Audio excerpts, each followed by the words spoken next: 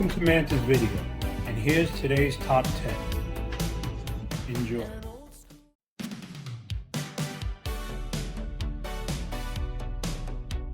Okay, peoples, here we are again. Welcome to another installment of MANTA'S video, top 10. And today I got with me a special guest, a friend of mine that's close and dear to my heart. Always thinking about her, always wondering what she's up to. Ladies and gentlemen, let's just welcome to the show, Desiree King! What's up, Des? Hi. Hey, all right. So, thanks for coming. Appreciate it. Yeah, it's been a long time coming. Yeah. So, we're gonna get right to it and tell the people what you came here to discuss. What's your top 10? My top 10 are my favorite Marvel movies. Okay, and explain that. Yeah, go ahead. Tell Not MCU, all-time Marvel, even Sony, whatever. And I'm going to explain to you why I like these movies. Okay, that's great. I love this top 10 thing. We're going to get right to it. And your number 10 movie is what? From 2024, I believe. What was this one? Deadpool, Wolverine. Okay. I'm explaining to you the reason why I like this movie is because it's full of, I don't know, it's enjoyable. Very much so. It's full of shenanigans. The storyline is paper thin. but with all the cameos and everything, the banter going back and forth, they were on point. The fight scenes, let me explain. Wolverine and Deadpool, you know, the hate they have for each other. Right. But they came together at the end and everything. It was really good. It was really, really good. And I'll tell you what, you talk about the cameos and everything. Yeah, and then my boy. That's why we try to see the movies as fast as we can. I don't want to hear nothing about anything. I want to be surprised. Exactly. When that boy showed up on the screen, the crowd went mad. They went crazy. I'm telling you. Oh, man, that's one of the best cameos ever. And here's the thing.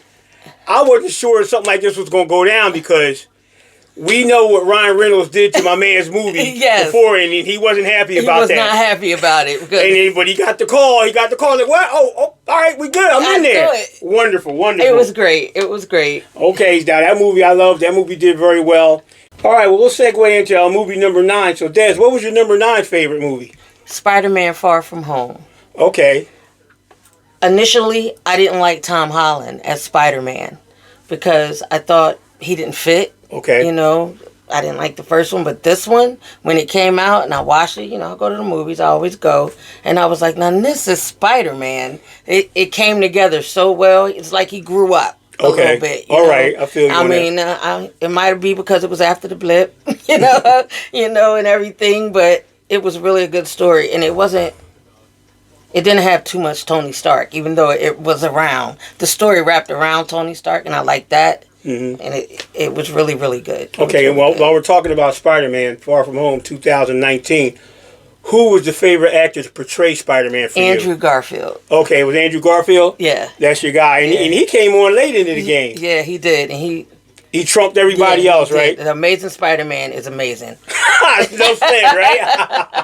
Yeah, and it's crazy because it took so long to get Spider-Man out there initially when it first came, and it just hit hard when it first finally came out because everybody was excited and anticipating it. Yes. Okay, well, that's cool. Yeah. So now your number 8 movie is from 2011. What movie was this? Thor. Oh, yeah. His origin story.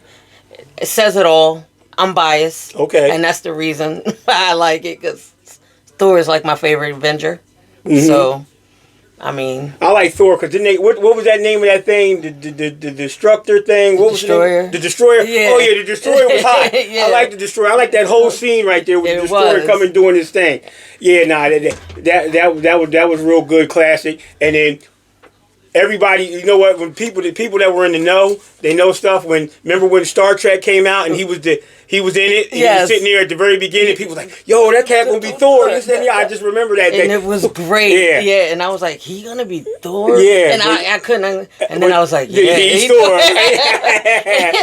Yeah, it was good. It was very good. Yes. I love Thor. I personally was like, I love all that like Viking type stuff. Me too. Yeah. Smashing the glass and all that type stuff. Oh yeah, now that's excellent. It's a big dumb animal, and I love him for it. Okay, well that's cool. Yeah. So So I guess we got number 7. It's from 2019. Yes. And what is that? You know, they run back to back together. So you got Endgame. Endgame, okay. Endgame. Now, which was Endgame? Endgame's the one where they did what exactly? Endgame is when they tried to fix what happened with the blip. Okay, yeah. So they, you know, found Thanos, whatever, but they had to go back in time to get the Infinity Stones and all that stuff.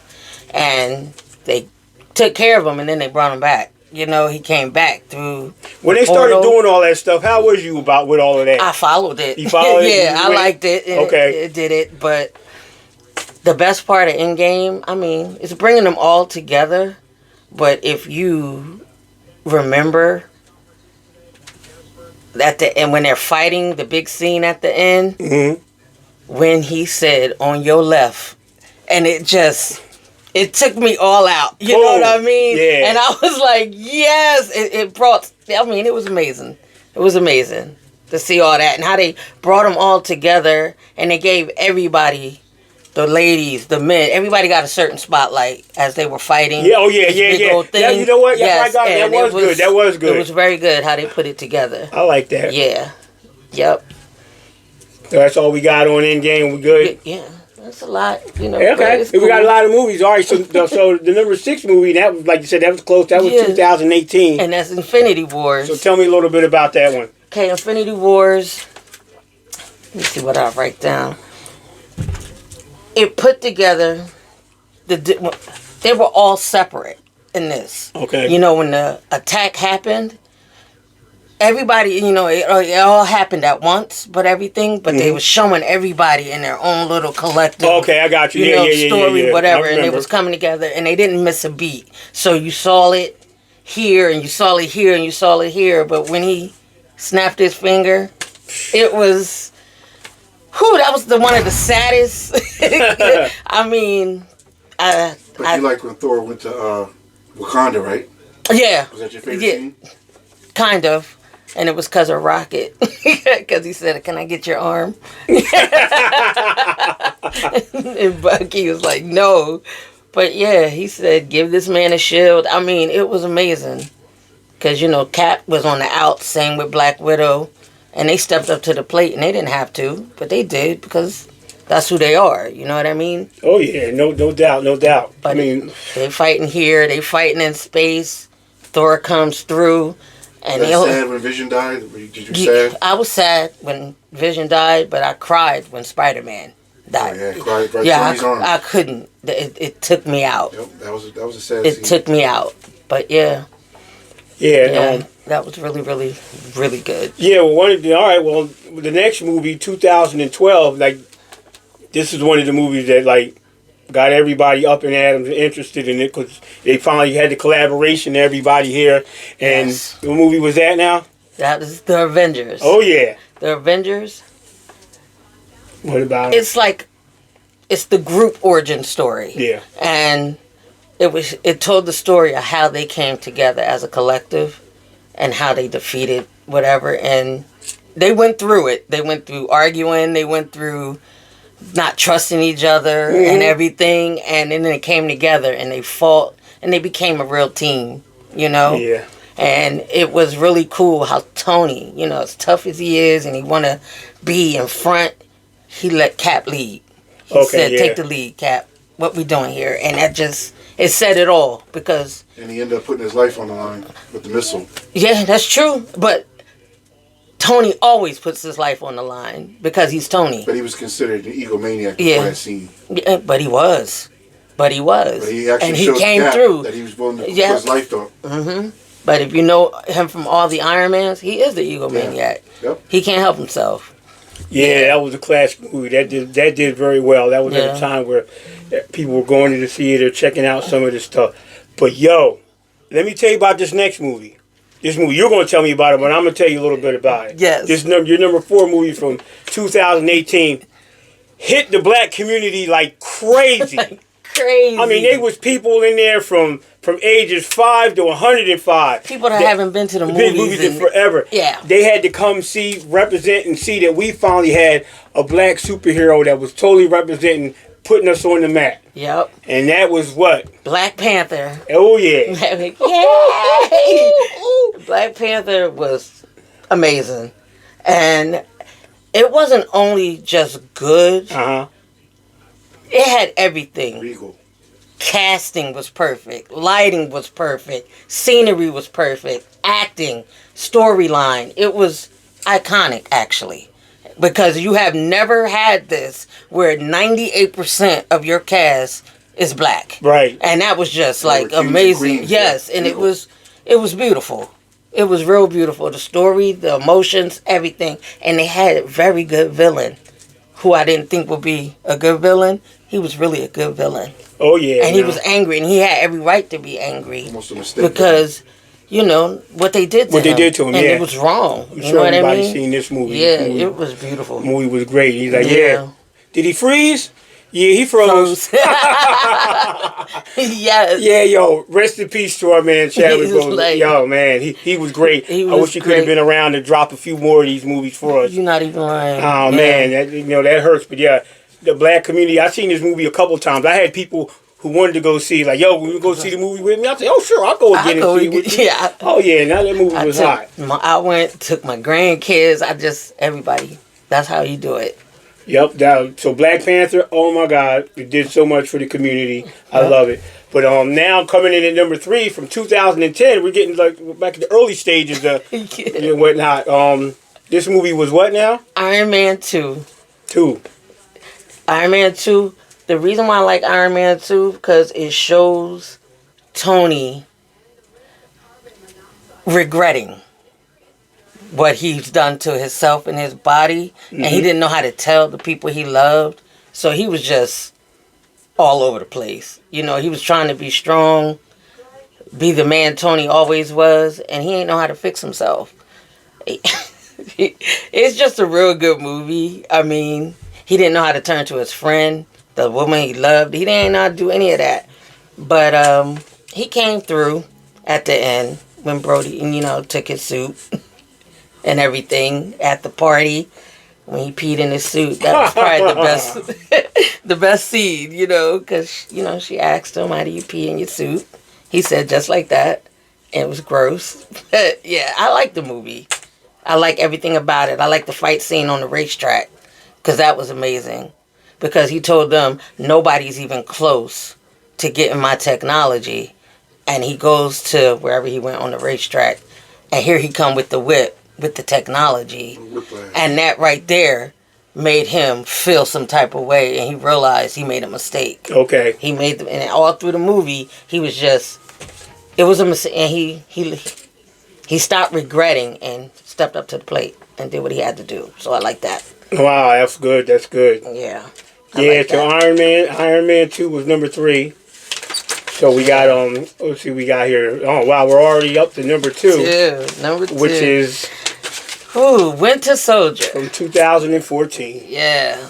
I'm going to tell you, Winter Soldier, to me, out of the MCU hot lineup, is the best movie to me. Winter Soldier. It's just because in first Captain America, he was okay, but he made a plea. I want Cap to be Cap in this movie, and he stepped up. I mean, the fights, that elevator scene alone showed you that he was amazing. I mean, he asked them, anybody want to get out before we start? You know what I mean? It had a good storyline, and it introduced one of the best characters in the MCU, and that's Winter Soldier, and if everybody know, that was his best friend. So that was just, it was really amazing. And I watch it all the time. That's why it's my, number 2. That's a very underrated one. It's very underrated, and it shouldn't be. And all my friends know that's my favorite movie. Okay. Well, that's good to know. Favorite Captain America. We know that. Winter Soldier. And I had to say, this list would be remiss if your boy did not show up on it at some point. And hey, why not show up at number 1? So this movie from 2002, with your man in it, is Blade 2. Blade 2. Yes. Blade 2, first of all, first black superhero on the screen, right there. Right there. There we Yeah, go. and he was my, let alone he's a vampire. I love vampires. But Blade 2 was, it was, Blade 1 was good, but Blade 2, it was just how they came together when they asked him to help them hunt, Right. the guy, what's his name? Nomak? Yeah, Nomak. Nomak was my guy, and it just played out very well. And, I'm being biased, I think, because I love Blade. So he's going to be top of the list regardless. Right. Because I love Blade, so he's going to be top of the list. It never hurts to put your bias out there, Yeah, because it is what it is. We all got it. Everybody has one, but if you really think about it, Blade 2 stands the test of time. You could watch it now and say, this movie is so good. You know what I mean? It doesn't matter. It was made in 2002. They don't really need to make a new one. Hey, I know got what you. I mean? Yeah. So that's just me. And that also had your other boy in it, Norman Reedus. Norman Reedus. He was in there. Boy, There was his sidekick. His That was his homeboy sidekick. had a little twist there with that going on. And it had Ron Perlman. Yeah. It had Donnie Yen. Yep. They had a top cast. They was loaded up. They really did a good job with this one. So now, that's your boy. We got Blade 2. Blade 1 didn't make the list. And neither did Iron Man 1. I'm saying that because you got these two sequels here. Right. You got the 2 instead of the 1. Right. So what kind of held the other one back from being better than the other one? Like, like